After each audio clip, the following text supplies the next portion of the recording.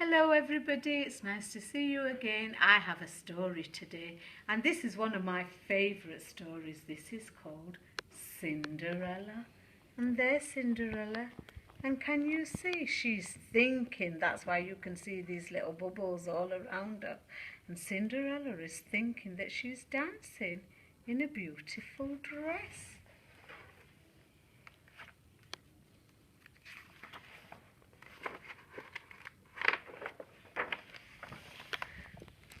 Once upon a time, there was a girl called Cinderella, and she lived with her two ugly sisters, Dippy and Dolly. They were horrible to Cinderella and made her do all the housework. Poor Cinderella, said the little mouse. There's Cinderella. Can you see, bringing us some drinks and some cake? And she's also got some logs. That must be to light a fire. One day, Dolly saw something in the paper. She opened the paper and it said, "Court news. Prince sends out an invitation.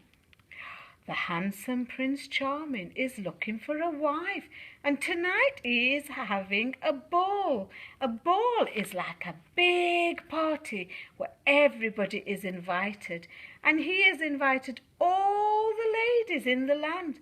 So the question on everyone's lips is, who will the Prince Charming choose to marry?"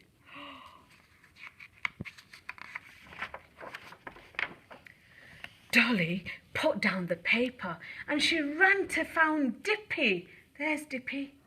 She was in the kitchen watching Cinderella do the washing up. Poor Cinderella, look at all these pots and pans she has to wash. And look what Dippy's doing, just eating the bread. "Dippy, quick, get your best dress on." "Why?" asked Dippy, taking a big bite out of the bread. Dolly explained about the ball. Remember what I said, what a ball is. It's not like a football, it's like a big party. "Have I got to have a bath too?" Dippy asked. I don't think Dippy likes to have baths.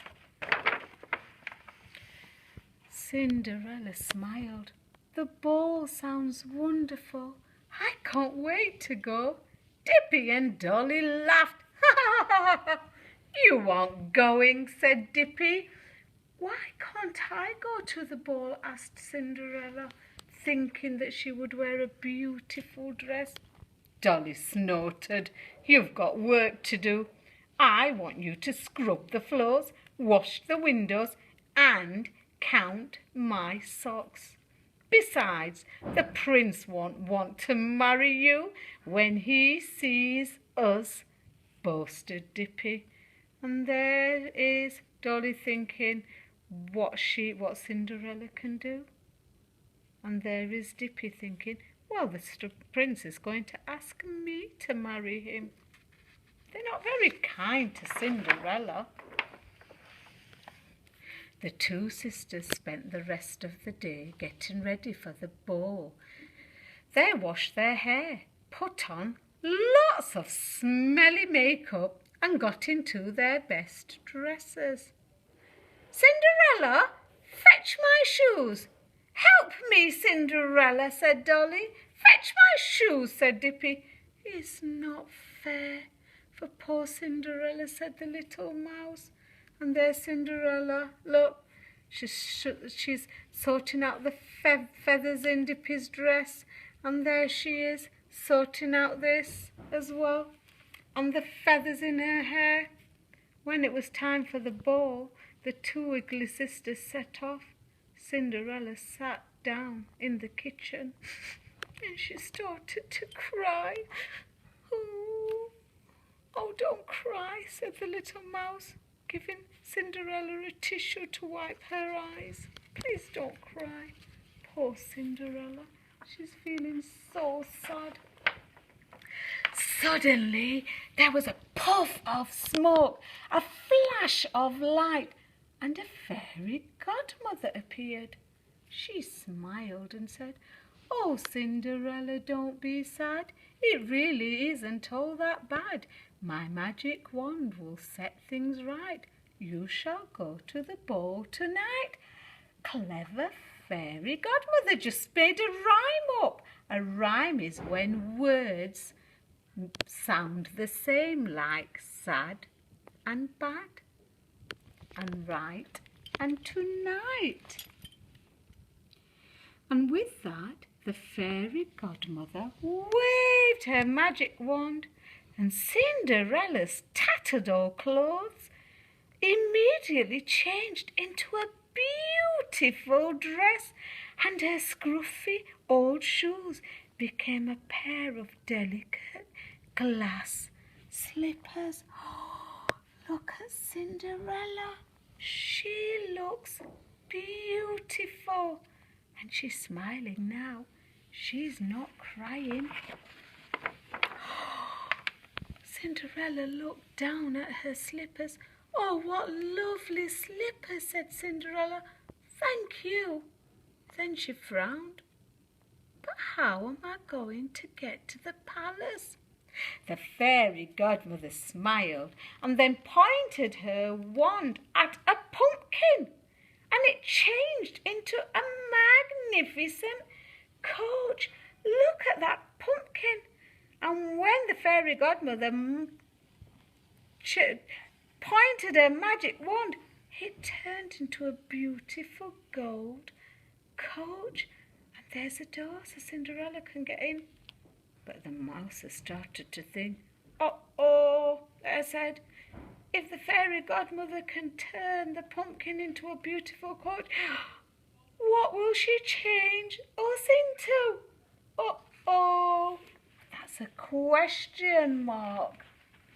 He is asking a question to this little mouse. He said, "What do you think she'll change us into?" There's a question mark. Then the fairy waved her wand at the mice. They squeaked, squeaked, squeaked, and grew and squeaked and grew, and soon they had grown into two fine horses. Me, a horse! Because look, that mouse has been turned into a horse, and now it's his turn. Then the fairy godmother said, "Now, Cinderella, although I'm clever, the carriage and the horses won't last forever. And when the clock strikes 12 at the ball tonight, come home at once, or you'll be a sorry sight."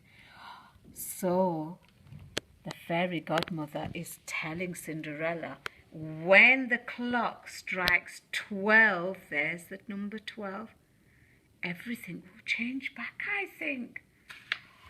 Cinderella will need to remember that. So Cinderella said thank you to the fairy godmother. She jumped into the carriage and she went to the ball. "Thank you," she said, waving. "I promise I won't be late." And look, and when she got back home, the first thing she did was to sit down and open her diary. I wonder what she's writing in the diary. There she is. It's past 12 o'clock, but she's got home. She's got a golden slipper. And it says, "Tuesday, 6th of April.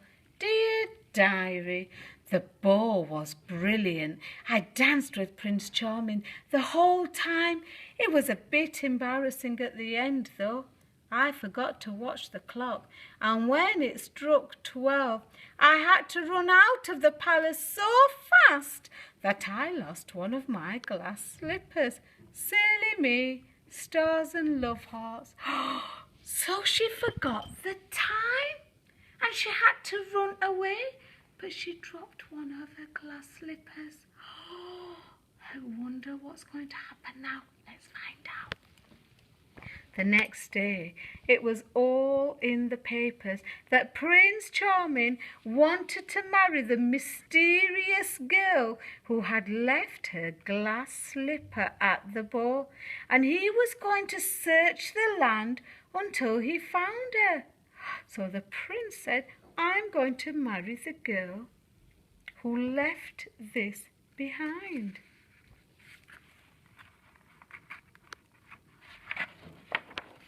So the prince went to everybody's house, and the glass slipper fitted nobody. And at last there was a knock at the door of Cinderella's house. It was Prince Charming. "It's you," said Cinderella as she opened the door. "The prince wants to marry me," beamed Dippy. "No, he doesn't. He wants to marry me. You can be my bridesmaid," snapped Dolly. But the prince bent down, and there's Cinderella, and she's trying on the slipper. Do you think it will fit? Because remember, it did fit her when the fairy godmother made it into a glass slipper. What if Cinderella's foot has grown? Oh, let's find out if her foot has grown or if it will fit. You are both wrong. "It's Cinderella I want to marry," said the prince when the glass slipper fitted Cinderella's foot. "Oh, rats," said Dippy and Dolly. Oh, they're not looking very happy, are they? So Cinderella married the prince, and they both lived happily ever after. Look at them looking so happy, and look at Dippy and Dolly. Oh dear, they don't look happy. Let's find out what happens next. As for Dippy and Dolly, they had to learn how to scrub floors, wash windows, and count socks. "Serves them right," said the little mice. Because now that Cinderella has gone, because she used to do all these jobs, but she lives in the palace, Dippy and Dolly have got to do them themselves.